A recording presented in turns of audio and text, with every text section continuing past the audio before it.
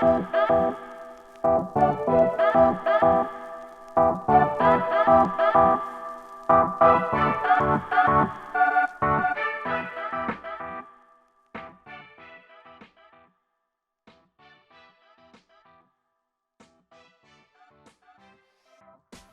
I got my start into franchising was, we started a place at home. It's our 10th year anniversary coming up. We just finished our 9-year anniversary in August. And about 4 years in, we decided, how are we going to grow?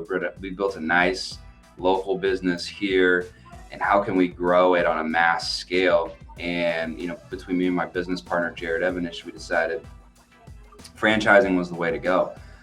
So went out, started learning franchising, created an FDD, and just went for it. We had no experience in it. We didn't really have any mentors either. So we were kind of flying by the seat of our pants, but we entered into franchising and never looked back.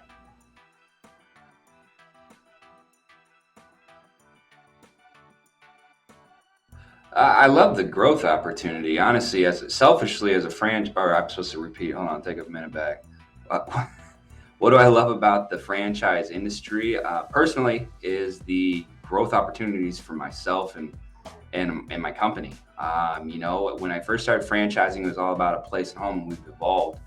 Thus far, we found other brands with our experience that we brought on in Live Hydration Spa, which is an IV therapy spa, and Legato Living, which is a residential memory care franchise that we just launched in the last year, and we've sold units of both.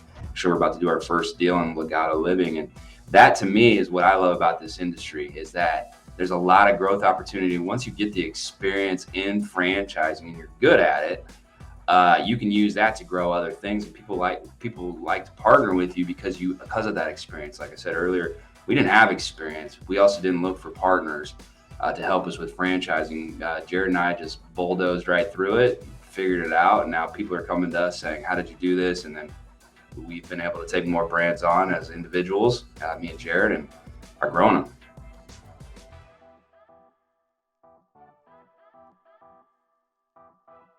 What makes a successful franchisor, or franchisee for that matter? Honestly, as a franchisor, you got to be adaptable. You got to be very witty. You have to move quickly, and you have to have a passion. You have to have patience, and that's one thing I did not have. I had no patience. Like, I wanted to sell a franchise the moment I made my FDD, and it took longer than expected. I got frustrated.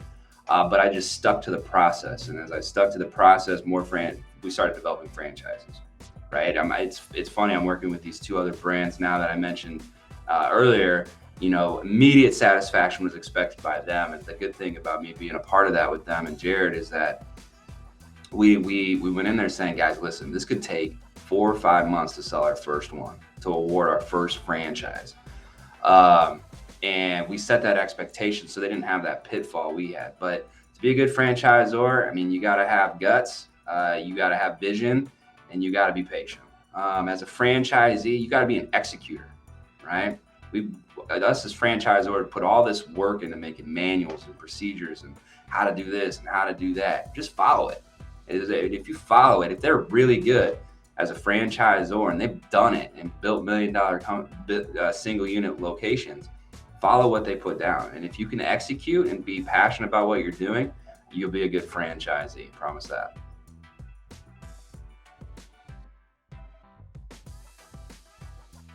Due to the pandemic, there were multiple challenges that got brought up. I personally was on paternity leave March 2020. I had my son born. He's a COVID baby. And the economy, I believe, shut down right around April. I had owners calling my partner Jared, who managed that situation pretty well, and we had to make a semis turn. Not a semis turn. We had to avoid a semis turn. We had to act as fast as possible to keep people in line, and we were able to get through the pandemic without closing a single location. We're very proud of that. In terms of the current challenges of the pandemic, is I think everyone's experience is lending. Lending right now, banks are slower, SBA is slower. It's been a very big challenge, but I think it's starting to open back up. And what all that did is it made us find more qualified buyers. So we might take risks as franchisor on someone who might have a lower cash investment. We had to look ourselves in the eye and say, and we're gonna find people who are a little bit more financially sound to bring into our system, and that's panned out well. Opportunities. I mean, the opportunity is there for anyone in corporate America. Honestly, like, you just got blasted by this crazy ass thing, right? That no one anticipated. And I'm pardon my language. And your companies that didn't do it right just either eliminated your position, or handled it wrong. You're stressed out, right? And that the opportunity for franchisors is to piggyback off that, right? Offer opportunities to those who are in corporate America that want to start a business. Show them your leadership, bring them on, and grow them there. And then when they're small business owners, they're in control, right? They don't have to sit there and wait to see what's happening from the heads of their department. They get to control it. Now, us as franchisors, we come up with plans and takes them how to execute it. But it's also, at the end of the day, it's your business. So I think that's the biggest opportunity we have, is to piggyback off of those companies that just went on a free for all of eliminating employees. We can get those and turn them into business owners, as long as they're financially sound to do it.